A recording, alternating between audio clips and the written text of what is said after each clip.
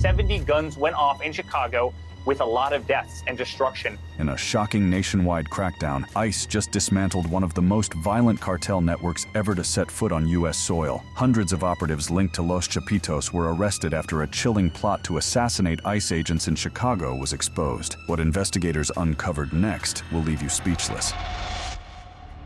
When Mexican cartels declared war on American law enforcement, there's a moment that crystallizes everything about what's happening right now along America's southern border and in cities like Chicago, a moment that should make every single American sit up and pay attention. Federal immigration agents, men and women who've sworn to uphold the laws passed by Congress, are now being hunted. Not metaphorically hunted, not theoretically at risk, actually hunted, with specific dollar amounts attached to their heads, with organized networks tracking their movements, with spotters on rooftops calling in their locations, with cartel operatives ready to act on orders that come straight from Mexico. There's absolutely no reason to have this kind of chaos happening in our communities, putting people at risk, just exacerbating the fear that people feel right now. This isn't a movie. This isn't some dystopian fiction. This is happening right now in October 2025 in Chicago, Illinois. And the story of how we got here, the story of what these bounties mean, who's behind them, and what they reveal about the collapse of order in certain American cities is one that demands to be told in full. Let me take you back to October 14th, 2025, when the U.S. Department of Homeland Security did something that should have dominated every news cycle in America. They issued a formal press release confirming what many had suspected but few wanted to believe, that Mexican drug cartels, specifically factions of the Sinaloa cartel and Los Chapitos Sicarios, had placed actual bounties on immigration and customs enforcement agents, customs and border protection officers operating in Chicago. $2,000 if you can gather intelligence on these agents. What does that mean? It means finding out where they live. It means photographing them. It means identifying their family members, their routines, their vulnerabilities. It means doxing them, sharing their personal information across networks of gang members and cartel affiliates who are actively looking for opportunities to strike. But it doesn't stop there. The bounty system escalates. $5,000 to $10,000 for kidnapping an ICE or CBP officer, or for carrying out non-lethal assaults against them. Imagine that. There's a price. Tag on simply attacking these men and women who are trying to enforce immigration laws, trying to get drugs off the streets, trying to protect communities from the flood of fentanyl that's killing Americans by the tens of thousands. Look at this. Look at this.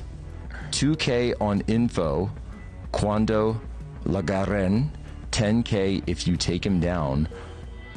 LK on him.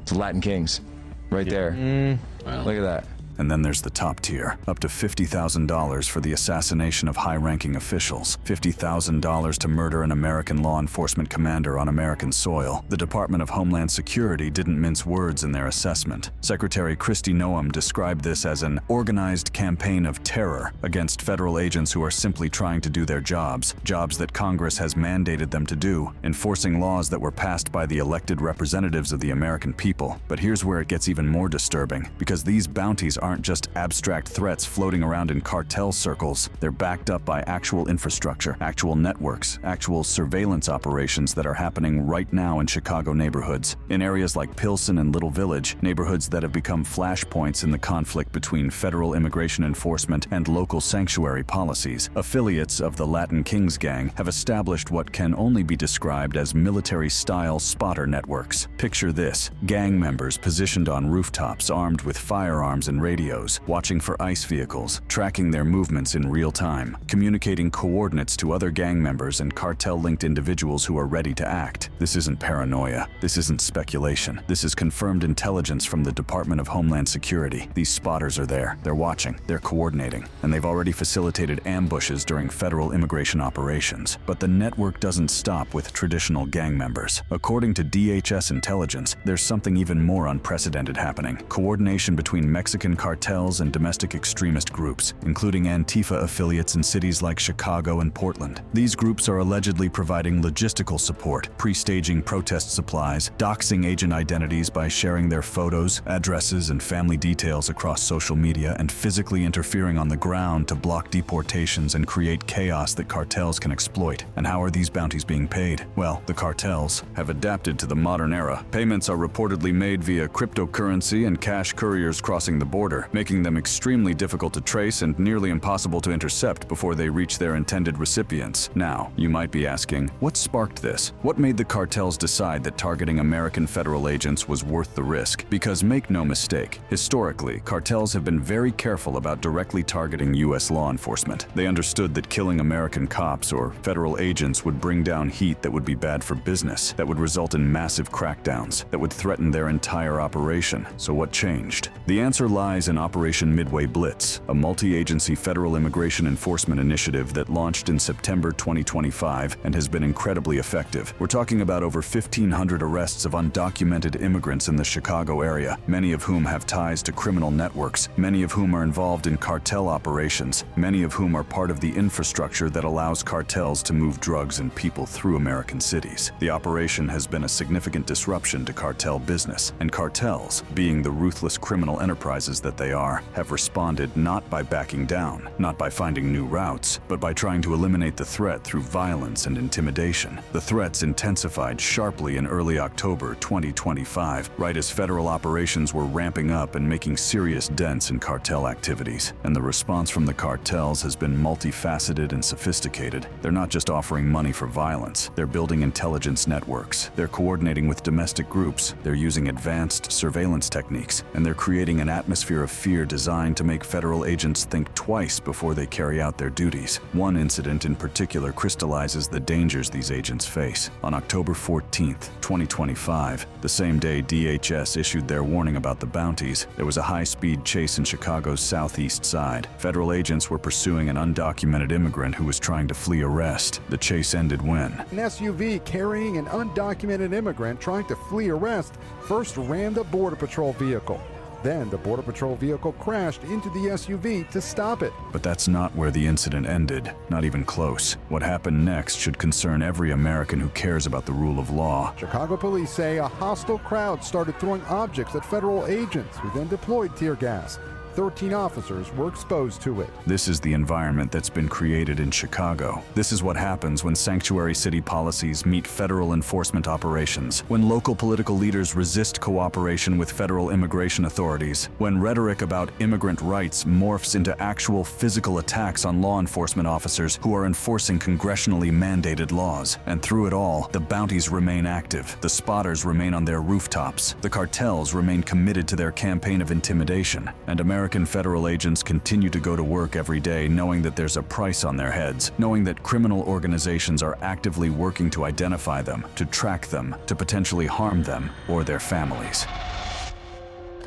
Los Chapitos' authorization to kill. If the bounties in Chicago represent one front in the cartel's war against American law enforcement, what's happening along the actual southern border represents something even more ominous, a complete breakdown of the informal rules that have governed cartel behavior for decades. To understand what's changed, you need to understand what used to be normal. Historically, Mexican drug cartels operated under what could be called an unofficial compact with U.S. law enforcement. Yes, they smuggled drugs. Yes, they moved people across the border illegally. Yes, they engaged in violence, terrible, horrific violence, in Mexico. But there was a line they generally didn't cross. They didn't shoot at American law enforcement on American soil. They understood that killing Border Patrol agents or other U.S. officers would bring down a level of response that would be devastating for their operations. The U.S. government would mobilize resources, shut down routes, pressure the Mexican government, and make their lives extremely difficult. It was, in the cold calculus of criminal enterprise, bad for business. That understanding, that informal compact, is now shattered, and the fracture point is tied directly to one of the most powerful and violent factions within the Sinaloa cartel, Los Chapitos, led by the sons of Joaquin El Chapo Guzman. The story of how we got here is inseparable from the violent implosion happening within the Sinaloa cartel itself. On July 25, 2024, two of the most powerful figures in the Mexican drug trade were arrested in El Paso, Texas. Ismael El Mayo Zambada, a co-founder of the Sinaloa cartel who had managed to evade capture for decades, and Joaquin Guzman Lopez, one of El Chapo's sons. The circumstances of their arrest remain murky and controversial, but the impact was immediate and catastrophic. The Sinaloa cartel, already strained by the arrest and extradition of El Chapo himself years earlier, fractured into warring factions. On one side, the Mayos, loyalists of El Mayo Zambada who believed he had been betrayed. On the other, the Chapitos, or La Chapitza, led by El Chapo's remaining sons, particularly Ivan Archivaldo Guzman Salazar and Jesus Alfredo Guzman Guzman Salazar. The violence that erupted was staggering. In Sinaloa State, gang clashes quadrupled from July 2024 to March 2025, with deaths spiking particularly between October and November 2024. Streets that had seen cartel violence before were turned into war zones as the two factions battled for control of lucrative smuggling routes, production facilities, and territorial control. But here's where it connects to our story. Amid this internal war, amid this struggle for survival and supremacy, the Chapitos faction made a decision that represents a fundamental escalation. They authorized their members, their Sicarios, their enforcers, their operatives along the border to shoot at U.S. Border Patrol agents. Let me be crystal clear about what this means. This wasn't a rogue operator making a decision in the heat of the moment. This wasn't some local smuggler panicking during an interdiction. This was a deliberate authorization from cartel leadership, giving permission to their members to engage in lethal violence against American federal officers. The intelligence documenting this authorization first appeared in an internal Border Patrol alert in October 2024, issued by the El Paso Sector Intelligence and Operations Center. The alert was stark and unambiguous. Mexican cartel leaders have authorized the deployment of drones equipped with explosives to be used against U.S. Border Patrol agents and U.S. military personnel. Think about that. We're not just talking about small arms fire anymore. We're talking about weaponized drones, technology that's been refined and perfected in conflicts like the Russia-Ukraine war, now being deployed against American law enforcement on the southern border. Mexican and Colombian mercenaries reportedly gained drone expertise from Ukraine's International Legion, bringing back knowledge of how to weaponize commercial drones with explosives, how to fly them beyond line of sight, how to use them for surveillance and attack. The alert noted something else chilling: that younger, less disciplined cartel members fear no one anymore, especially U.S. law enforcement. A new generation of Sicarios, raised in violence, emboldened by cartel power, and less cautious about the long-term consequences of their actions, are now operating along the border. They don't have the institutional memory of older cartel members who understood why you didn't poke the American bear. They see Border Patrol agents as obstacles to be eliminated, not as representatives of a government you avoid provoking. Victor Avila, a former Homeland Security investigations agent, explained the strategic context. You see, the cartels all want access. The Gulf cartel, CDN, everyone,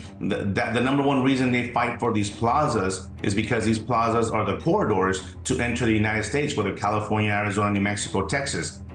And that's the major fight, because the Sinaloa cartel has controlled that whole area from California, Sonora, now even far west Texas and El Paso. These corridors, these smuggling routes, are worth $13 billion a year. $13 billion flowing through specific crossing points, specific routes, specific plazas that cartels fight and die to control. The Chapitos faction, in particular, has tightened its grip on key routes through states like Sinaloa, Baja California, and Sonora, using them to push fentanyl, methamphetamine, cocaine, and people into the United States. And Border Patrol agents, by doing their jobs, by interdicting smuggling operations, by responding to cartel violence in Mexico that spills across the border, are directly threatening that $13 billion revenue stream. The Chapitos' response to that threat: authorized lethal force. The authorization has manifested in actual violence, not just theoretical threats. On January 27, 2025, near Fronton, Texas, 4 armed gunmen opened fire on Border Patrol agents who were responding to a group of migrants crossing the Rio Grande. The agents returned fire. Fortunately, no one was injured in that particular exchange, but the message was clear. The cartels are willing to engage in direct firefights with American law enforcement. Earlier, in October 2024, contractors working on a ranch in the Eagle Pass area, likely building border wall infrastructure for the state of Texas, reported taking gunfire from the Mexican side of the border. The workers saw several individuals in Mexico where the shots originated, but couldn't determine exactly how many shooters were involved. Again, no injuries, but the escalation was unmistakable. Then in December 2024, there was an incident in San Diego where a Border Patrol agent hit a cartel member with his vehicle during an enforcement operation. Internal Border Patrol memos immediately warned of imminent retaliatory shootings. The cartels were making it clear: hurt one of ours, and we will respond with violence against your agents. But perhaps the most disturbing escalation came not through direct violence, but through public threats designed to terrorize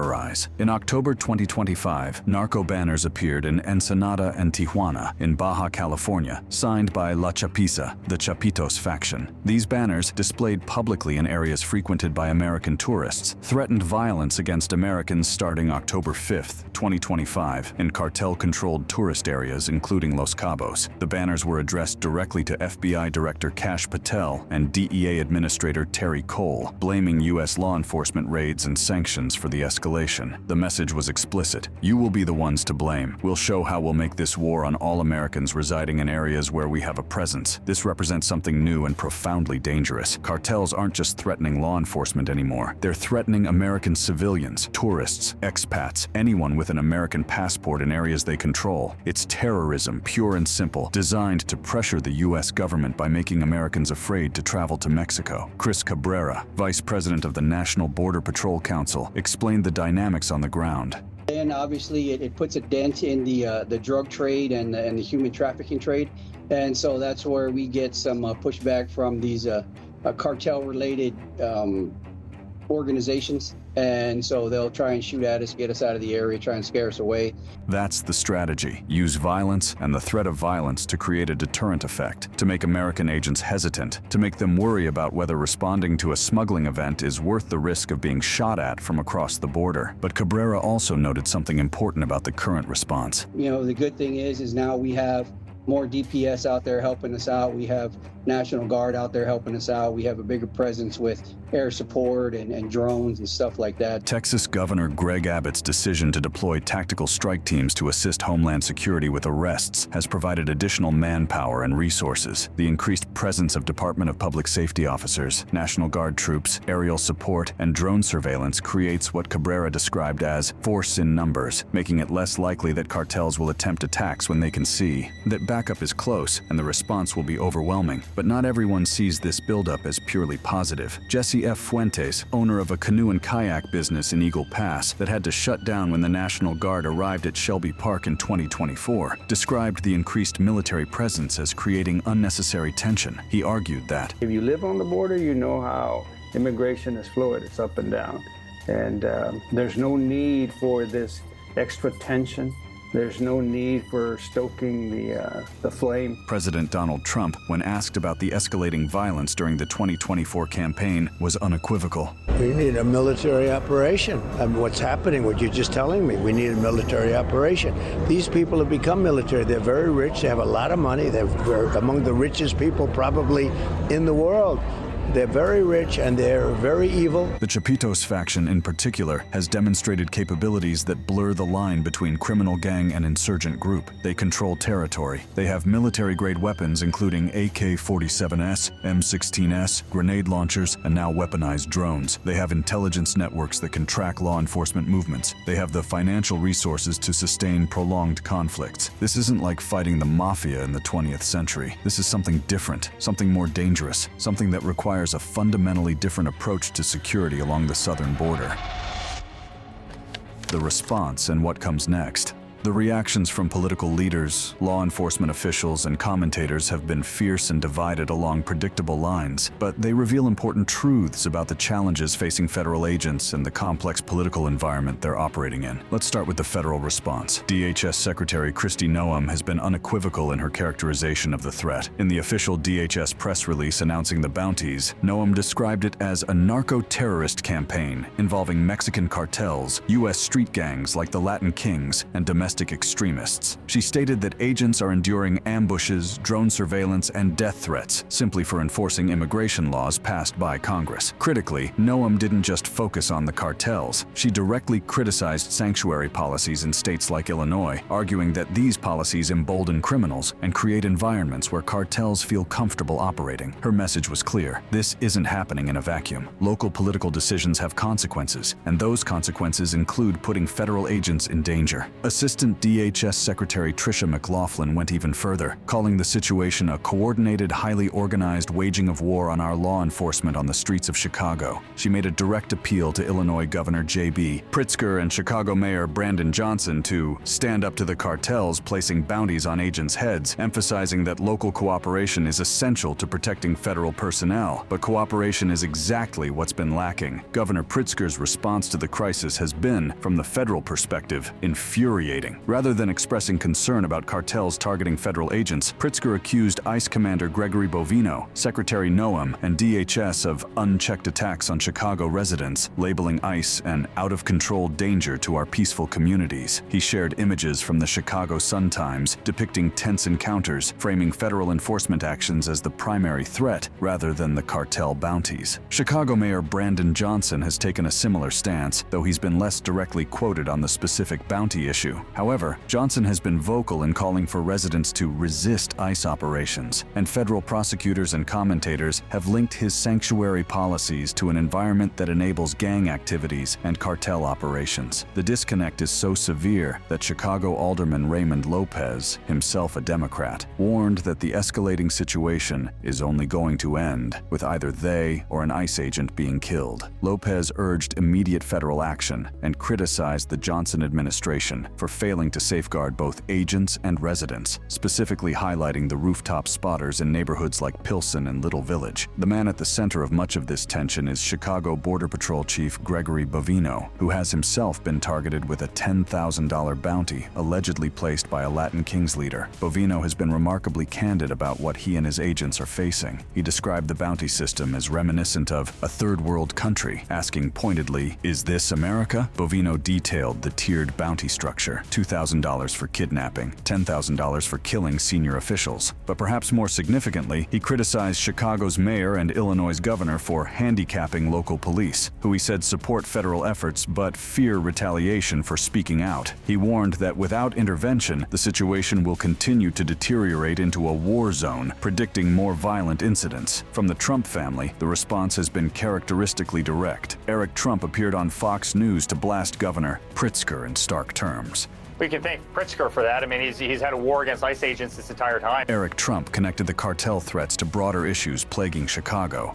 There were 70 shootings last week in Chicago, Martha. 70 guns went off in Chicago, with a lot of deaths and destruction. His argument was that the violence targeting ICE agents is part of a larger pattern of lawlessness enabled by Democratic policies in cities like Chicago. Cities that, I should remind you, have been run by Democrats in the case of Chicago for about 100 years. The Trump administration's broader strategy has been to dramatically escalate enforcement operations. Operation Midway Blitz, which launched in September 2025, has led to over 1,200 arrests in the Chicago area. The operation specifically targets individuals with ties to criminal networks, many of whom are involved in cartel operations. It's this crackdown that the cartels are directly responding to with their bounty system. But the federal response goes far beyond domestic enforcement. The U.S. government has been systematically targeting the Chapitos faction through a combination of sanctions, indictments, and arrests designed to dismantle their operational capabilities and financial networks. Since April 2023, the Department of Justice has unsealed indictments against 28 Sinaloa cartel members, including top Chapitos leaders and Sicarios like Nestor Isidro Perez Salas, known as El Nini. These indictments detail horrific acts of violence, murders, torture, kidnappings, testing fentanyl on captives. The State Department has offered rewards up to $5 million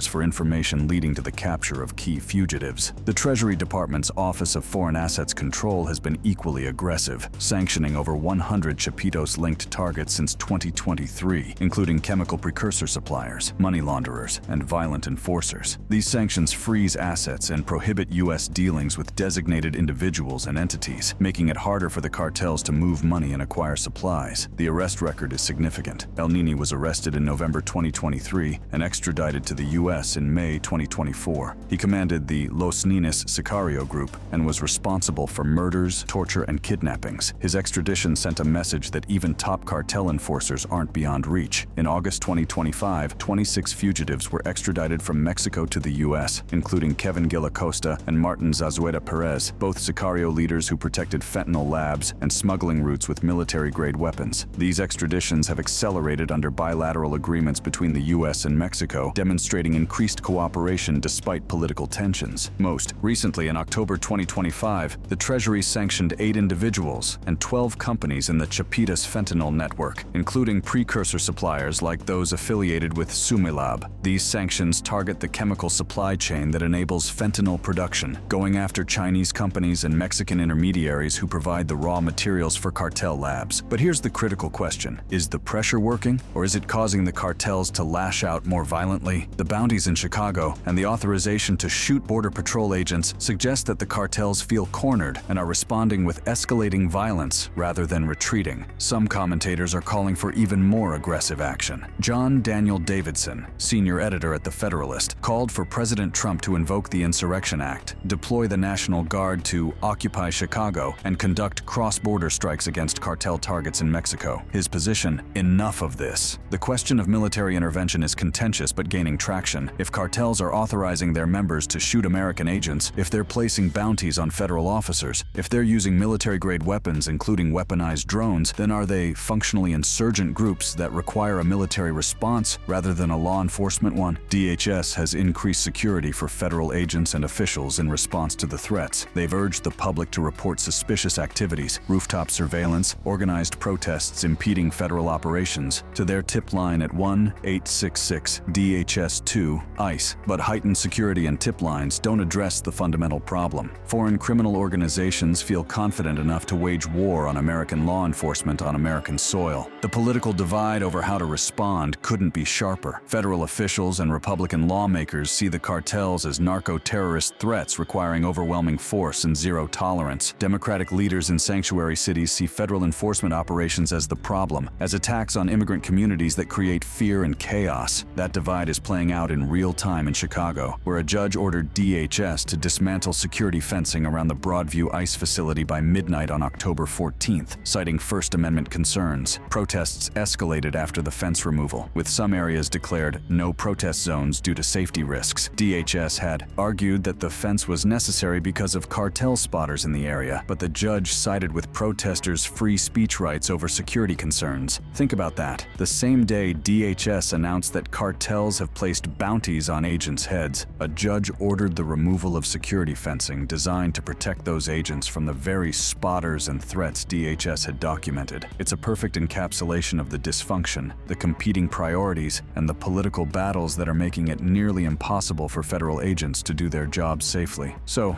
where does this all lead? What comes next? The cartels have shown they're willing to escalate. The federal government has shown it's willing to respond with aggressive enforcement and sanctions. State and local leaders in places like Illinois have shown they're willing to resist federal operations. And American agents, men and women who took an oath to uphold the law, are caught in the middle, with prices on their heads and political leaders unable or unwilling to provide unified support. This isn't sustainable. Something will break. Either federal operations will be so effective that they genuinely disrupt cartel operations to the point where the violence becomes counterproductive for the cartels, or the violence will escalate to the point where American agents or civilians are killed, forcing a much larger political and potentially military response. Liked this video? Click on the card showing on your screen for more.